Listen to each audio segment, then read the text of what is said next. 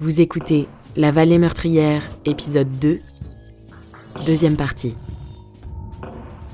Je voulais venir dans la vallée car j'étais fasciné par toute cette affaire pour plusieurs raisons. Bradley Garrett, ex-profiler du FBI. D'après Jackie et les autres enquêteurs, un homme en particulier serait lié à au moins 4 affaires non résolues, peut-être 5. Fait intéressant, il connaissait toutes les victimes, n'était pas un inconnu. Christina White, pratiquement une enfant, est allée chez lui, sans doute plus d'une fois, car c'était un voisin.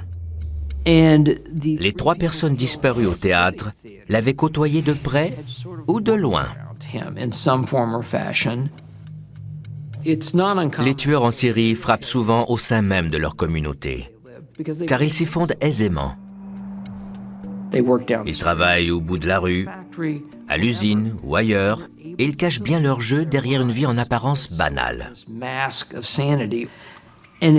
S'ils arrivent à faire ça, à vivre à peu près normalement, ils peuvent rester longtemps dans leur communauté, même en tant que suspects. Car tout le monde se dit en les voyant, impossible. Il vit et travaille ici, ses enfants vont à l'école ici. C'est leur couverture. Le suspect était mon ami. On se voyait au théâtre, on faisait des pièces ensemble. Il m'a toujours paru aimable, un type bien. David Blaskiewicz, ami de Steven Pearsall. Je l'ai vu dans toutes sortes d'occasions avec différentes personnes. Je me souviens, dans toutes les pièces auxquelles il a participé, qu'il travaillait beaucoup ses personnages. Il adorait incarner des rôles. J'imagine qu'on pourrait le décrire comme un être théâtral ou excentrique. C'est le souvenir que j'en ai. Dan Lee, ami du potentiel suspect. Il adorait chanter les opéras comiques et les numéros chantants. Il était très flamboyant et excentrique. À l'époque où on se côtoyait, il ne s'est jamais beaucoup révélé sur le plan personnel.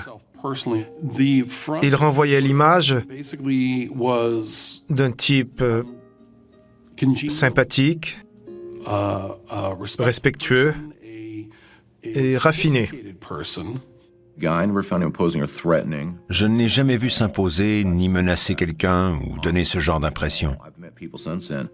Pas comme certaines personnes dont la seule présence intimide les autres ou instaure la crainte ou le danger. Mais pas lui. Pas du tout. Les tueurs en série ont la particularité de pouvoir compartimenter leur vie. Ils peuvent brutaliser quelqu'un, le tuer, le démembrer, se débarrasser de lui, et ainsi de suite, puis rentrer chez eux, aller travailler, déposer les enfants à l'école, saluer leur femme et recommencer 3 jours plus tard, 2 mois plus tard, encore et encore. J'avais connu Claudette au théâtre, une fille charmante que j'aimais bien, que tout le monde aimait bien. Elle jouait dans la même pièce que la personne d'intérêt, une pièce que je mettais en scène. Il avait évoqué l'idée que, non pas qu'ils avaient une aventure, mais qu'elle s'intéressait à lui à l'époque. Elle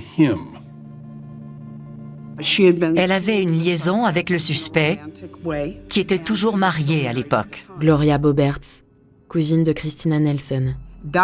C'était sa première vraie relation de couple. J'ignorais qu'elle fréquentait la personne d'intérêt à l'époque. Je n'en avais aucune idée.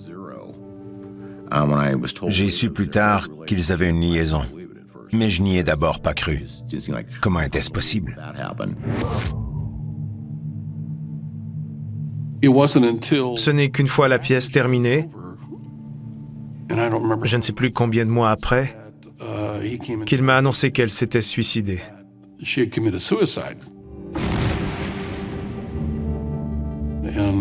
Ça m'a bouleversé. Et quand il m'a dit que c'est lui qui avait trouvé le corps, c'était une étrange coïncidence. J'ai eu le cœur brisé quand j'ai su ce qui s'était passé. J'aurais aimé pouvoir faire quelque chose si j'avais su. Mais j'ignore ce qui se passait à l'époque et comment elle en est arrivée là. Claudette semblait positive face à l'avenir et généralement optimiste. Je ne crois pas qu'elle se soit suicidée, encore aujourd'hui.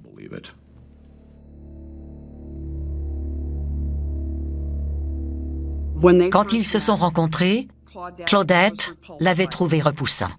Elle en avait même eu peur.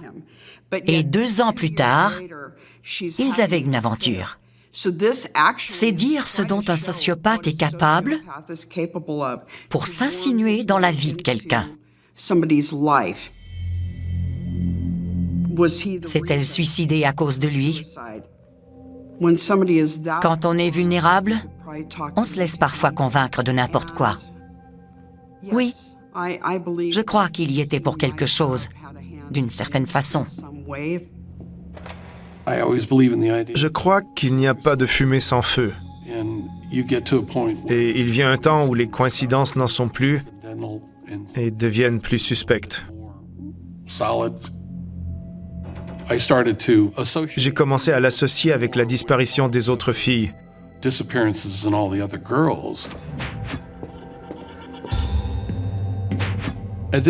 ne comprenais pas comment, avec tant d'informations et de preuves, on ne l'avait toujours pas arrêté. Pourquoi il était toujours en liberté? Cet homme que je voyais comme un ami était bien souvent au mauvais endroit, au mauvais moment. La police sait qui c'est. Elle a des preuves circonstancielles. Mais elle n'en a pas suffisamment pour le faire condamner. S'il rit au visage des autorités, bien sûr qu'il est mort de rire. Devrait-il se moquer ainsi de la police? Non. Non. Car le passé finit toujours par nous rattraper tôt ou tard.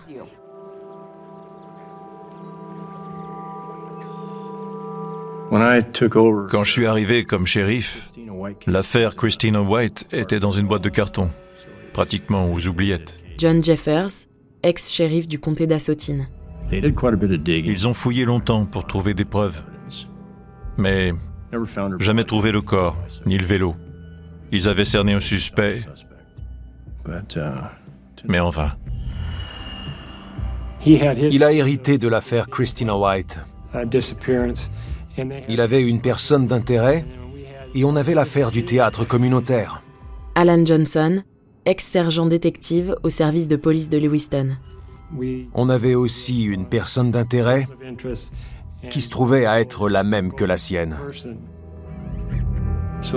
Bref, ils m'ont approché car ils ont cru que certains de leurs éléments de preuve pourraient nous servir. Ils ont cru que faire avancer l'affaire Christina White pourrait faire débloquer leur enquête. Christina White a été vue pour la dernière fois chez la personne d'intérêt. Et entre la maison de cet homme et celle de Christina se trouvait une maison vacante appartenant à la personne d'intérêt. Le dernier endroit où une victime a été vue et les dernières personnes qui ont été vues à cet endroit servent de point de départ. Pour moi, c'est là qu'il faut regarder en premier. Enquêtrice Jackie Nichols, du bureau du shérif du comté d'Assautine. En ce qui concerne Christina White, enfin, c'est ma théorie, je crois qu'il a offert de la ramener chez elle. Elle le connaissait et lui faisait confiance. Donc, elle est montée en voiture avec lui. Il l'a emmené dans sa maison vacante et il l'a convaincu de le suivre.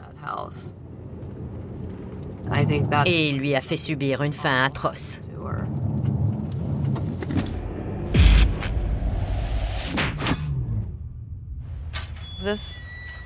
C'est la maison de la personne d'intérêt dans l'affaire Christina White. Il avait cette maison et ce terrain à sa disposition. La voie était libre. Alors ça aurait été pratique et facile de l'attirer ici, à l'abri des regards. La maison a un sous-sol. Il n'était pas fini à l'époque. Certaines parties étaient en terre battue. La rumeur veut qu'il ait coulé une dalle de béton dans le sous-sol, l'occasion idéale de cacher des preuves, de les enterrer et couler dans le béton. On a scruté les lieux avec l'équipe canine et avec un géoradar. Lors de l'examen du sol au géoradar, l'expert a détecté une zone d'environ 2 mètres sur 3 mètres qui a attiré notre attention car c'était assez pour cacher un cadavre. On a remué ciel et terre, mais on n'a rien trouvé.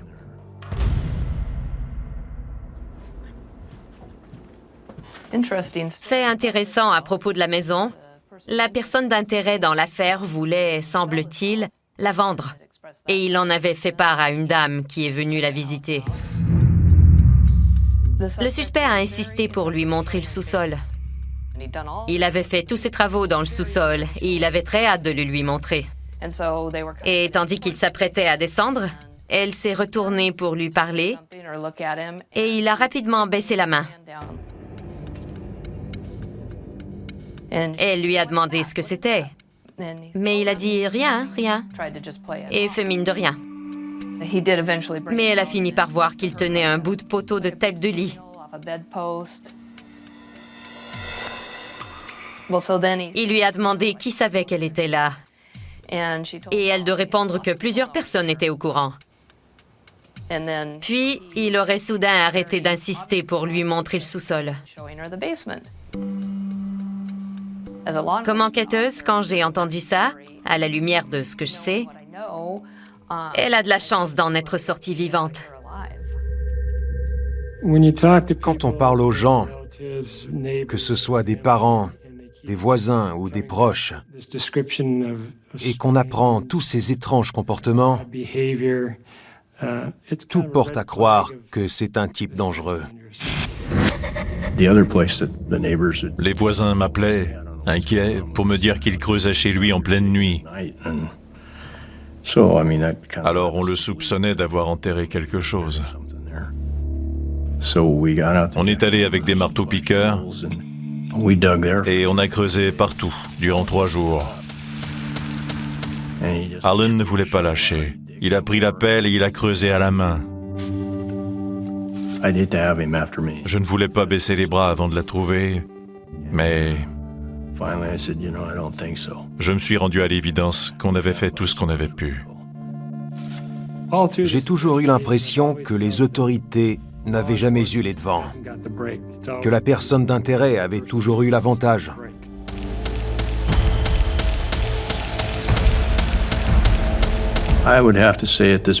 Je crois sincèrement qu'il ne s'en est pas tiré qu'avec un meurtre,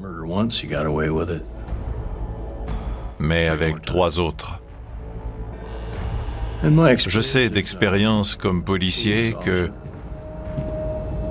quand quelqu'un fait quelque chose, il continue jusqu'à ce qu'on l'arrête. Il n'arrête pas seul. Le suspect fait ça depuis très très longtemps.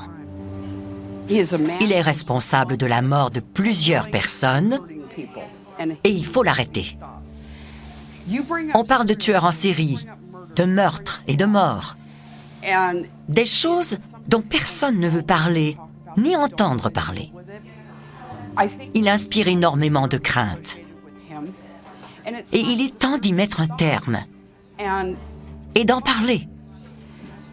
Je crois que tout ce qu'on sait n'est que la pointe de l'iceberg. Et que certaines de ces victimes sont toujours en vie, mais n'osent pas parler.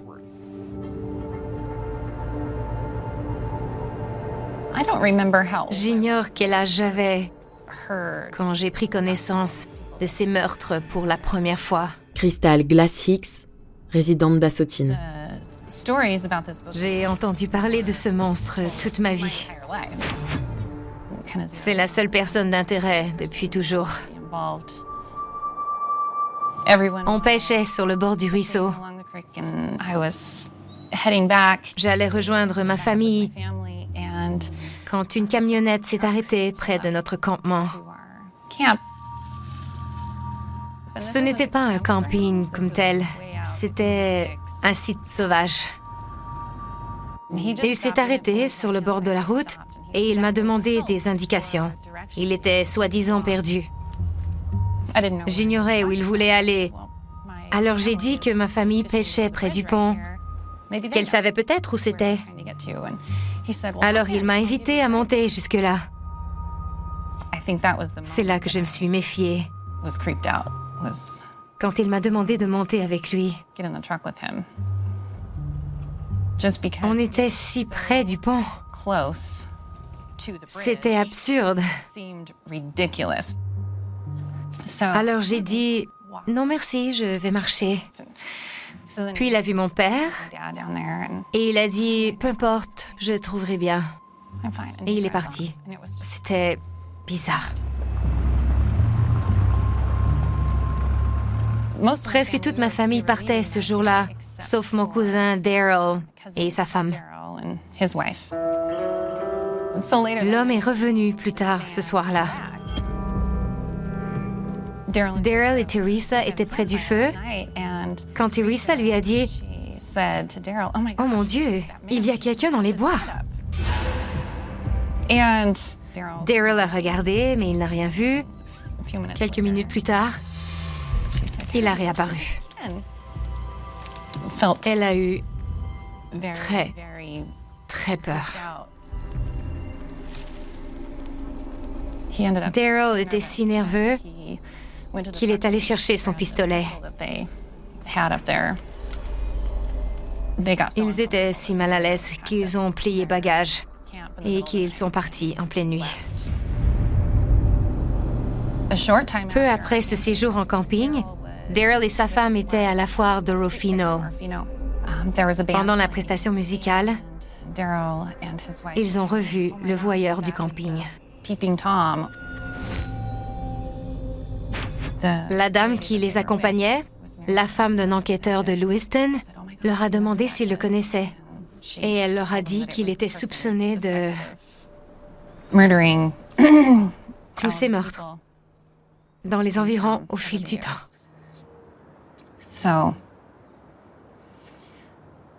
Je n'ose même pas prononcer son nom. Je suis nerveuse. Rien que d'y penser.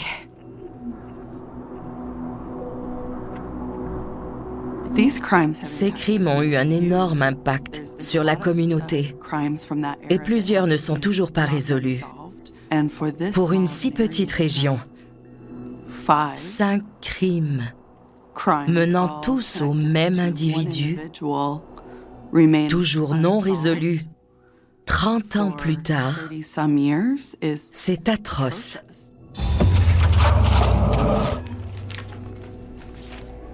Ça me fâche rien que d'en parler. Ça m'enrage, parce qu'il vit sa vie normalement. Il fait ce qu'il veut. Gloria Boberts, cousine de Christina Nelson. Il fréquente des endroits où ses victimes n'iront jamais. Elles n'auront jamais d'enfants, ni les souvenirs qui vont avec. Elles sont figées dans le temps. Il est vieux maintenant, retraité.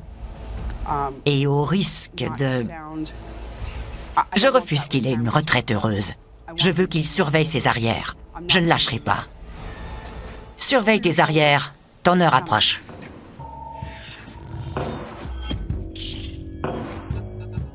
Vous venez d'écouter La Vallée meurtrière. Si vous avez aimé ce podcast, vous pouvez vous abonner sur votre plateforme de podcast préférée et suivre Initial Studio sur les réseaux sociaux. La Vallée meurtrière est un podcast coproduit par Initial Studio, Pixcom Productions et Saloon Media, adaptée de la série documentaire audiovisuelle Cold Valley, coproduite par Pixcom Productions et Saloon Media, distribuée par Blue Ants et écrite et réalisée par Paul Kilbach. Production exécutive du podcast, Initial Studio. Production éditoriale, Sarah Koskiewicz et Marie Agassan. Montage, Camille Legrain. Avec la voix d'Alix Martineau.